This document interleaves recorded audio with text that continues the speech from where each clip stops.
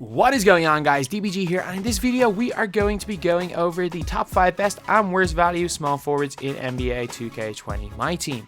So this video, obviously, as I say with all of these, this is purely based on value. It is nothing to do with how good or bad they are, and also the reason for why they're expensive isn't taken into account. But if it's even between two players and one of them say locks in for a better player, obviously that's the situation when it come into account. But for example, most of these guys are expensive because they're kind of rare, and just because they're rare doesn't mean that they're worth it, and it doesn't change the fact that they're terrible value.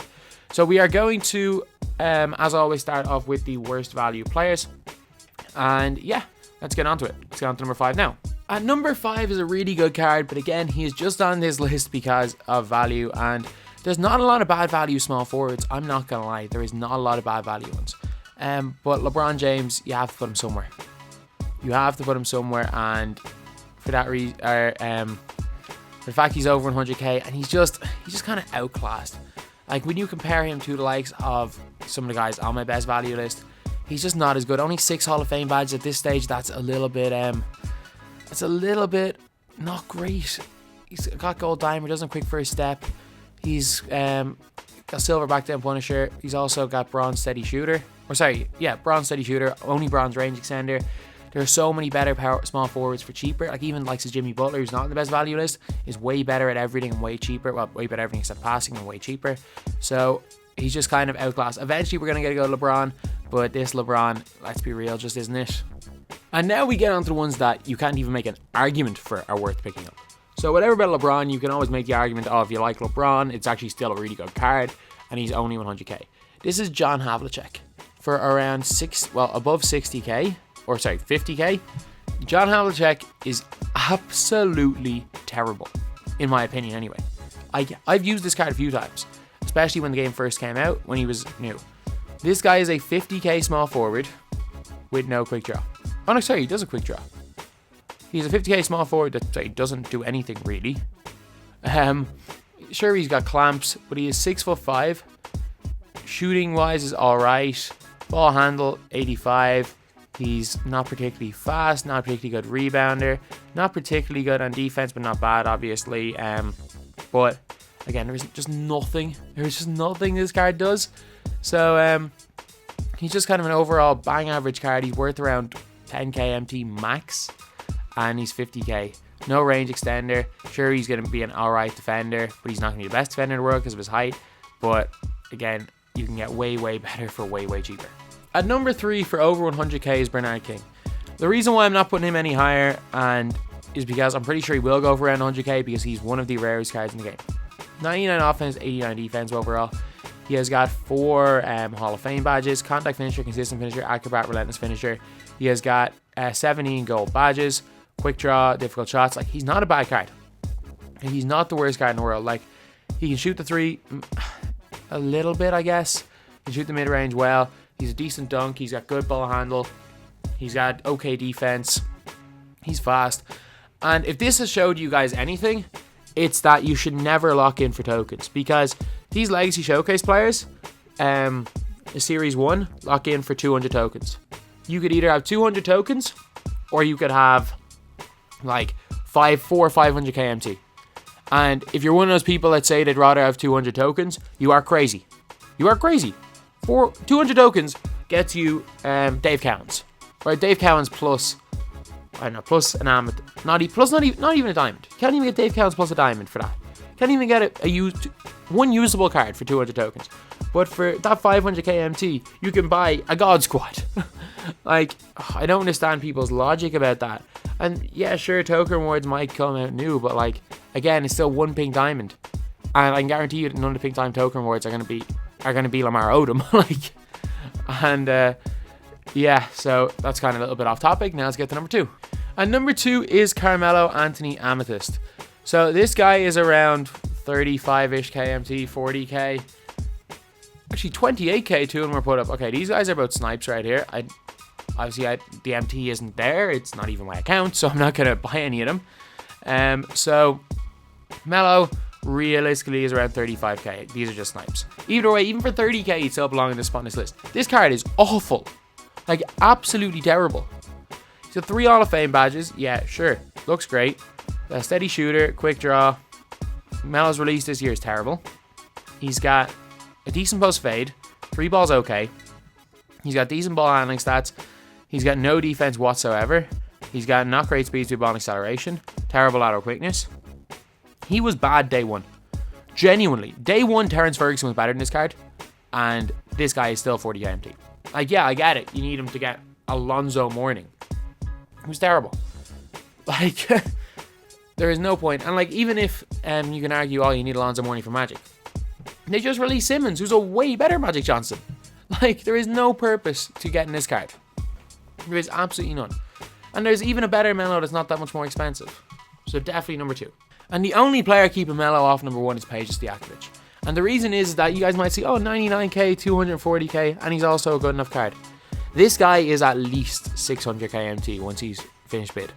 And the problem is that he's at least 600k MT, and he locks in for a Klay Thompson card, who is so average, it is unbelievable. Klay Thompson is basically Kobe Bryant. He doesn't even have Hall of Fame limitless. He is Kobe Bryant without being able to dunk. He is so average, it is unbelievable, that Klay Thompson. Like, I have him locked in on my account. He is so average. And the fact is that he's like 900k, which is ridiculous. And this Peja Stojakovic is the ringleader of the ridiculously overpriced set rewards at probably 600k MT.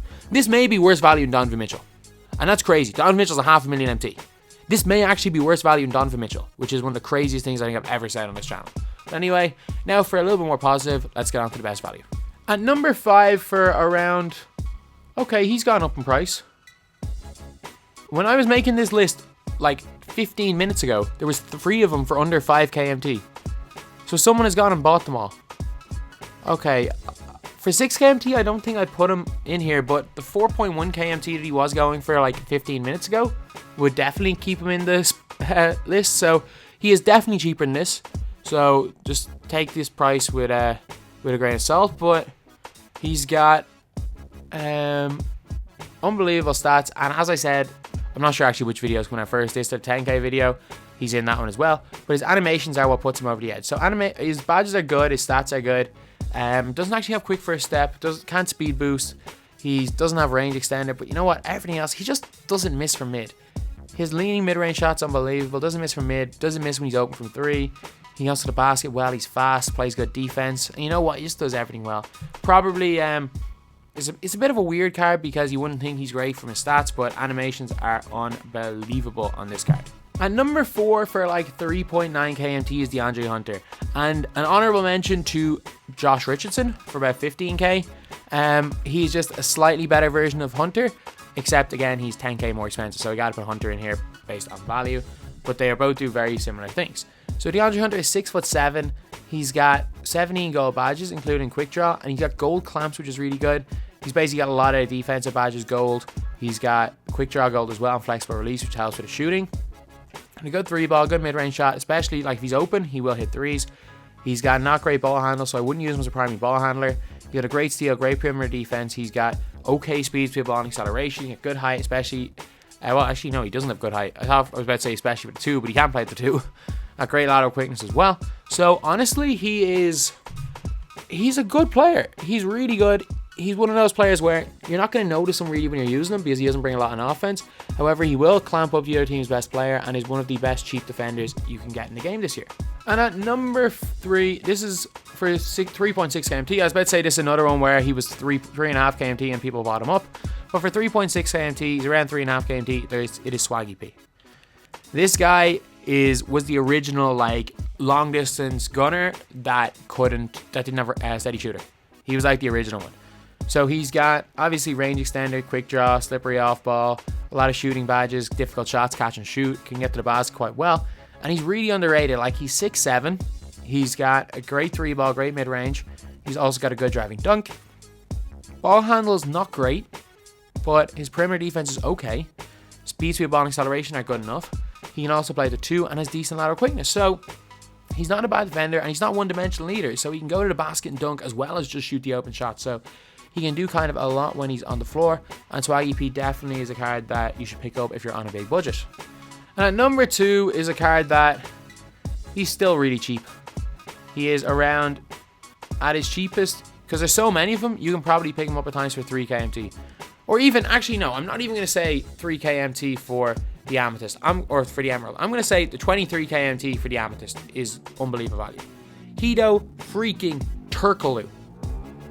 And there's no point going over the stats. Sorry if you can hear something in the background, but this isn't for the stats. You're not getting Hedo for the stats. You're getting Hedo for the animations. You're getting Hedo for the glitchy hop step animation. You're getting Hedo for the explosive behind the back, the snatch back animations, the leaner, the unbelievable jump shot, the Kyrie with quick draw jump shot. The fact that he's a 6'10 demigod point guard. Stats wise, there's no point going over them. His stats don't matter. His stats do not matter. He defends unbelievably well, even though his defense stats are terrible. He's shoots way better than stats would suggest. This guy is just Hedo Turkler, and I can't not put Hedo on this list. But the crazy thing is that Hedo is no longer number one, because there is one guy better that is just incredible value. And at number one for like less than 60k, Lamar Odom. Lamar freaking Odom. Like, I don't know what I can say about this card. This may be the best card in the game. Straight up. This may be the best card we've seen in my team so far. And he's 60k. 60k. The fact that the card is 60k and is number one on this list shows how good this card is. A base 11 shooter, left-handed. He's got 40. Yes, 40 gold badges. Hall of Fame badges, he's got 7. Got floor general gold. He's also got pick dodger, acrobat, clamps. Somehow got clamps gold. Defensive leader gold. Come on, like, Lamar Odom didn't lead the league in anything except for, I don't know, games played high. But he's also got gold interceptor. He's got tireless defender, difficult shots. I get it. Lamar Odom was a really good player. He did a bit of everything. Lamar Odom wasn't this type of defender. Fair enough. Give him all these offensive stats. Give him goal, quick first step goal. Give him range extender goal. That's fine. They're all fine. Why does he have these defensive stats? This is the most unrealistic card in my team. Straight up. 88 3 by 80 mid-range. That's fine. Great driving and standing dunk. He's got unbelievable ball handle, unbelievable perimeter and interior defense. He's got great rebounding, great speed to ball acceleration, great lateral quickness, and all I'm saying is thank God for position locks, because thank God we don't have to come up against this guy at point guard. He's maybe the best card in the game, and he's 60k. So anyway, yeah, that is the video. Thank you guys for watching. Please like, comment, and subscribe.